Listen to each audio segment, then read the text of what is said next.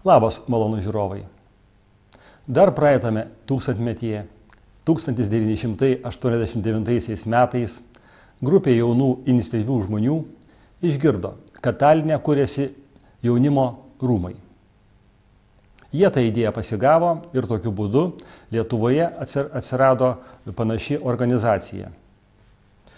1995 metais jie tapo tikraisiais tų tarptautinių rūmų nariais. Šiandien šita organizacija vadinasi JCI Lietuva. Ir kaip sykis šį savaitgalį Panevėžyje vyksta Baltijos konferencija. Pakalbinsime šitų tarptautinių rūmų viceprezidentą. Junior Chamber International. Kokia tai organizacija, ką jinai veikia? Ką tai reiškia? Junior Chamber International. Tai reiškia, kad tai naryste paremta pasaulinė organizacija. Mes esame aktyvūs piliečiai.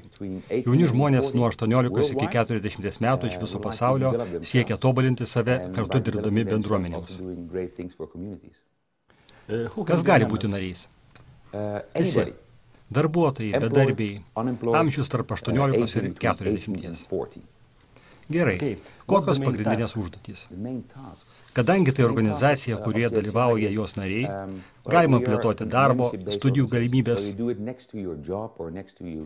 ir pagrindinis tikslas yra plėtoti galimybės ir kurti pozityvius pokyčius bendruomenėse. Veiklos schema projektai, veiklos, renginiai, konferencijos.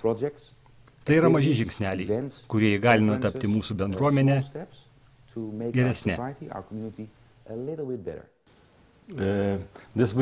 Šį savaitgalį įvyks konferencija. Gal galite papasakoti apie tai? Mes esame Panevėžyje. Aš esu tarptautinis svečias iš Nyderlandų ir mes čia dalyvausime Baltijos šalių konferencijoje. Ji truks 1,5 dienos ir prasidės penktadienį. Šeštadienį vyks darbiniai susitikimai, užsiėmimai, generalinė asamblėja. Šeštadienį vakare pasidarysime savo mažą šventę, o sekmadienį vėl susitikimai bei užsiėmimai. Ir žmonės iš visų Baltijos šalių, Lietuvos, Latvijos, Estijos, girdėjau, kad taip pat atvyksta iš Rusijos ir Lenkijos. Ir čia jie susitinka, kad galėtų diskutuoti, mokytis vieni iš kitų ir tokiu būdu tobulinti save. Bedarbystė Europoje, taip pat Lietuvoje auga, ypač jaunimo tarpe. Kokią įtaką jos mažinimui gali daryti JCI? Kokias galimybės turime? Kaip minėjau, JCI yra organizacija, vienijanti narius. Mes nesame verslo organizacija, mes nemokame žmonėms atlyginimų. Nariai turi galimybę įgyti įvairiausių patirčių per įvairias studijas. Kągi mes darome? Mes vykdome veiklas bendruomenėms, mokomės, kad žmonės įgytų žinių ir tobulintų save.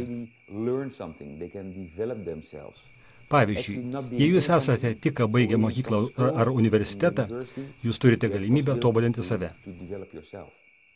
Kokius mokymus jūs organizuojate? Visokius. Čia Panevėžyje, Baltijos konferencijos metu, kurią organizuoja JCI, mokomės, pavyzdžiui, tinklaveikos. Kaip jūs galite organizuoti ir užmėgsti ryšius tarp žmonių, kaip jūs tai galite padaryti. Tai gana lengva.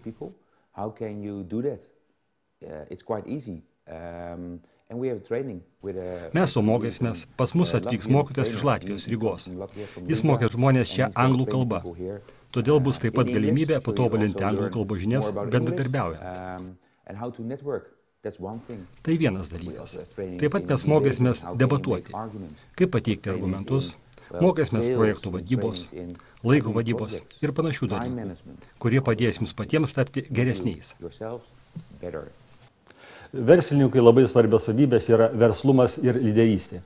Kaip tai siejasi su Junior Chamber International veikla? Lyderystė ir verslumas. Mes tikime, kad žmonės, kurie yra nariai, turėtų turėti galimybę. Todėl mes sakome, kad narių amžius nuo 18 iki 40. Mes tikime, kad pasaulio lyderiai neturi būti vien 50-mečiai ar vyresni.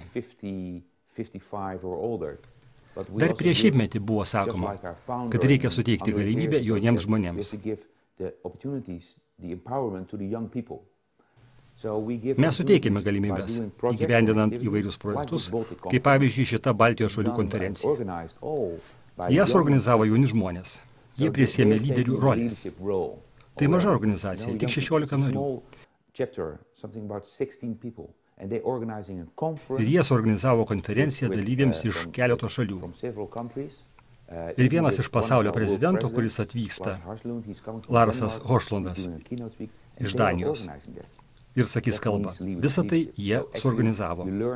Tokiu būdu jūs mokotės tapti lyderiais, ne iš knygų, bet darydami tai. Mokymasis veikiant. Būtent, mokymasis veikiant. Tai vienas iš mūsų šūkių. Mes tikime, kad būtent tai veikia visame pasaulyje. Apie verslumą. To taip pat galima išmokti veikiant. Tiesiog darykite kai kuriuos dalykus. Turėk viziją. Kalbėk su žmonėmis, mokykis bendradarbiauti, matyk galimybės, supras savo stipriasias ir silpnasias pusės ir judėk pirmyn. Žmonės gauna šias galimybės būdami JCI narys. Kai kurie žmonės randa savo verslo partnerius, bet tai nėra pagrindinis mūsų tikslas. Tam yra kitos organizacijos. Būdami JCI narys, jūs daug mokotės, kaip būti stipriam, tapti lyderiu, išnaudoti bendradarbiavimo galimybės. Jūs susitinkate daug žmonių iš viso pasaulio. Aš kalbėjau su keletu lietuvių, kurie susitiko su žmonėmis iš San Francisco, Pietų Afrikos ir tokiu būdu turėjo verslo galimybių per narystę JCI. Visą tai todėl, kad jūs jau pažįstate juos, turite bendrus tikslus, bendras vertybės. Po to labai lengva paskambinti į Jungtines Valstijas ar Vokietiją, ar į Nyderlandus ir pasakyti. Pameni, mes buvom susitikę konferencijoje pernai. Aš užsiimu verslu. Gal galime pakalbėti apie tai? Labai lengva.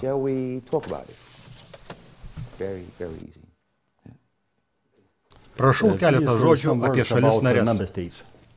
Iš kokių šalių dalyvauja? Mes pasaulinė organizacija.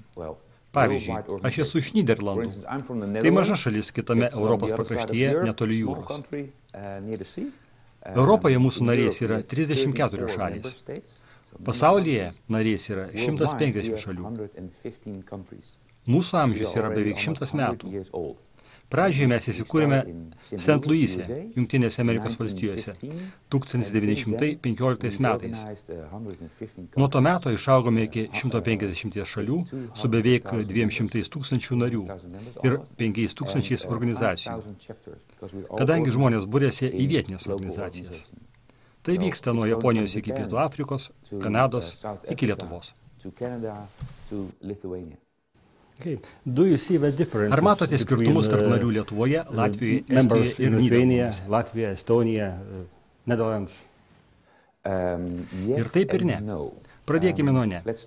Mes visi turime tas pačias vertybes, mes esame kartu ne vien dirbti, turėti draugų, ne vien krepšinio klube ar iš studijų laikų, bet ir mokytis drauge, tokiu būdu darant pozityvius pokyčius bendruomenėse. Kai kalbi su žmonėmis iš Japonijos, pavyzdžiui, apie didelį tsunamį. JCI buvo viena iš organizacijų, kuri padėjo žmonėms iš visos šalies po šitos didelės nelaimės.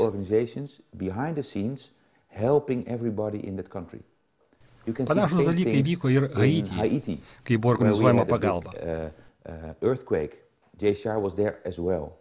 Ta pati galima matyti ir Nyderlanduose, Latvijoje ar Estijoje, kai mes bendruomenėse turime iššūkius, išbandymus, didelius ar mažus. Mes tam, kad padėtume bendruomenėms, mokydami įvairių naujų dalykų, tobulinant žmonės. Tai jūs galite matyti kiekvienoje šalyje visame pasaulyje.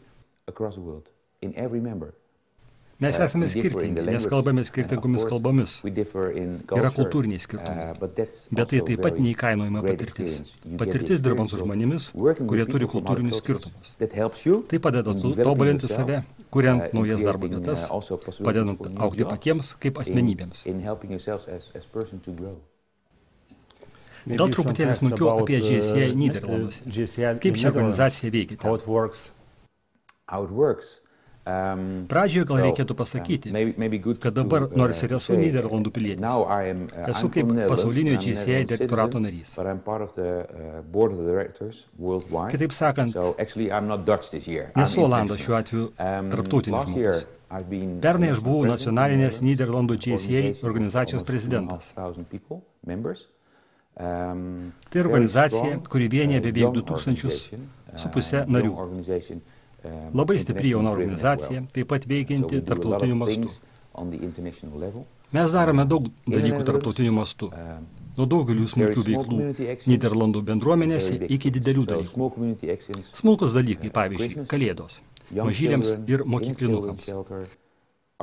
Mes organizuojame kalėdų eglę ir siūlome žmonėms nusipirkti mažų suvenyrų, tik už 5 eurus. Kas tai yra 15?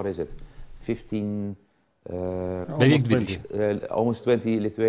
Beveik 20 lietuviškų eurų ar litų. Litų, buvau pamiršęs. Beveik 20 litų už mažą dovanėlę. Už surinktas lėšas mes nuperkam dovanėlių vaikams. Mes tai darome beveik visose savo organizacijose. O jų yra apie 100. Tai tokie smulkus darbeliai. Mes turime ir labai didelių projektų. Kaip pritraukiant lėšas, kuriant partnerystę. JCI yra Jungtinių tautų organizacijos strateginis partneris. Taip pat Jungtinių tautų fondo partneris.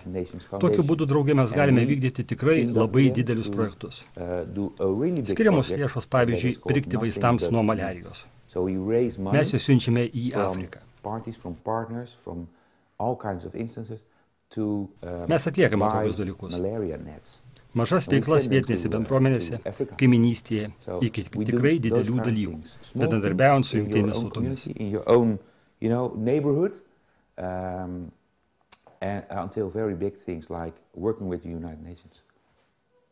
Tiek šiam kartui. Iki kitų susitikimų.